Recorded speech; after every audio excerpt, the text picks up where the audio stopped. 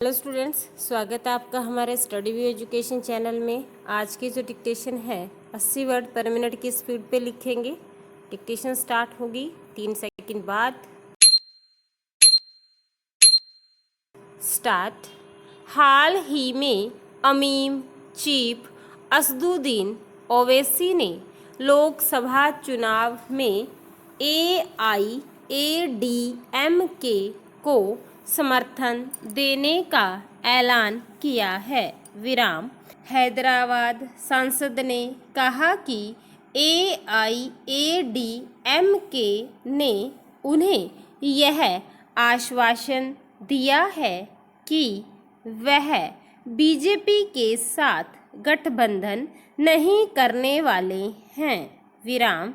Hyderabad seat पर 10 बार से सिर्फ एक ही पार्टी का उम्मीदवार लगातार जीतते आ रहा है।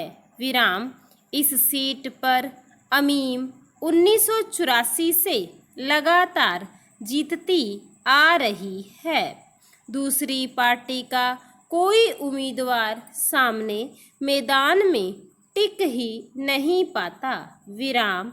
आइए जानते हैं देश के ताकतवर राजनीतिक परिवारों में से एक ओवैसी परिवार के बारे में।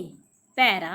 सबसे पहले बात करते हैं उस सवाल का जो अक्सर उठाया जाता है कि क्या असदुद्दीन ओवैसी के पूर्वज ब्राह्मण थे? Question mark. दरअसल जुलाई 2021 में राज्यसभा सांसद प्रोफेसर राकेश सिन्हा ने दावा किया था कि 4 पीढ़ी पहले असदुद्दीन ओवैसी के पूर्वज हैदराबाद के ब्राह्मण थे। विराम। धर्म बदलने के बाद वह मुस्लिम बने। विराम। इससे पहले 2017 में राकेश सिन्हा ने जब ओवैसी के पूर्वजों को हैदराबाद का ब्राह्मण बताया था तो असदुद्दीन ने इसका जवाब देते हुए कहा था, नहीं, मेरे परदादा, उनके परदादा और उनके परदादा और सभी दादा पैगंबर आदम से आए थे। विराम। अगस्त 2023 में जम्मू कश्मीर के नेता गुलाम नबी आज़ाद ने कहा था कि भारत में पैदा हुआ प्रत्येक व्यक्ति स्वाभाविक रूप से हिंदू है। विराम।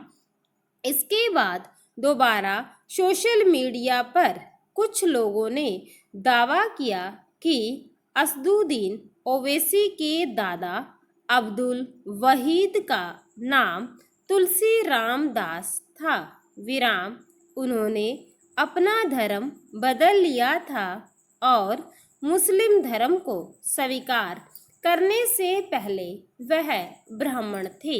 पैरा। ऐसी बातें करने वालों को करारा जवाब देते हुए ओवैसी ने कहा था, यह मेरे लिए हमेशा मज़ेदार होता है कि जब उन्हें वंश गणना होता है तब भी संघियों को मेरे लिए एक ब्राह्मण पूर्वज ढूंढना पड़ता है। विराम। हम सभी को अपने कर्मों का जवाब देना होगा। विराम। हम सभी आदम और हवा के बच्चे हैं। विराम।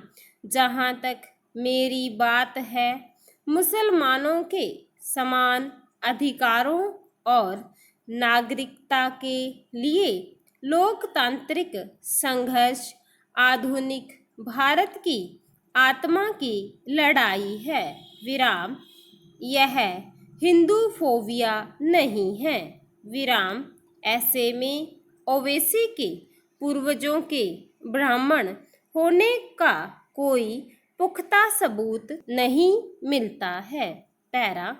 बहुत समय पहले निजाम नामक राजाओं का एक समूह था जो हैदराबाद में शासन करता था। विराम। उनमें से एक, जिसका नाम आसफ जहाँ मुजफ्फरुल मुल्क सर मीर उस्मान अली खान था, वह 1911 में हैदराबाद का राजा बना। विराम। हैदराबाद रियासत के एक व्यक्ति बहादुर यार जंग और उनके दोस्तों ने मजलिस ए इत्तेहाद उल मुस्लिमीन यानी MIM नामक एक समूह शुरू किया, क्योंकि वो मुसलमानों के लिए अपनी संस्कृति और धर्म के बारे में अपने विचार साझा करने के लिए एक जगह बनाना चाहते थे। विराम। बहादुर यार जंग का 1944 में अचानक निधन हो गया। विराम। कुछ लोगों का मानना है कि उन्हें जहर दिया गया था। विराम। उनकी मृत्यु के बाद कासिम रजवी ने संगठन के नेता के रूप में पदभार संभाला। पैरा। इतिहासकार मोहम्मद नूरुद्दीन खान के मुताबिक अगस्त 1948 में रजाकारों ने भेरोपल्ली नामक गांव पर हमला किया। विराम। उन्होंने कई लोगों को चोट पहुंचाई और कुछ को मार भी डाला। विराम।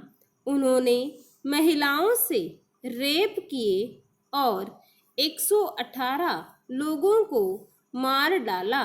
विराम। अगर किसी ने रजाकारों के बारे में कुछ भी बुरा करने की कोशिश की तो उन्हें भी चोट पहुंचाई गई या मार दिया गया। स्टॉप। तो स्टूडेंट्स, जैसे ही आप ये डिक्टेशन लिख लेते हो तो आपने जो आउटलाइन बनाई है उसको पढ़कर ज़रूर देखिए। और इस डिक्टेशन का जो दूसरा पार्ट है, क्योंकि इंटरेस्टिंग एक स्टोरी है और अभी इसके साथ अगला मैटर भी आएगा और उसमें देखते हैं कि ओवैसी है जो उसका परिवार है, ये ब्राह्मण परिवार से है, हिंदू परिवार से है या मुस्लिम परिवार से, कौन से परिवार से, पूरी डिटेल अगली डिक्टेशन में आएगी।